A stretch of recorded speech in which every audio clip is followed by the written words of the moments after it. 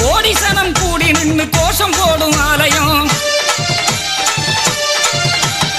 ஓம் சக்தி சக்தி என உயிர் கொடுக்கும் ஆலயம். கோடிசனம் கூடி நின்று கோஷம் போடும் ஆலயம்.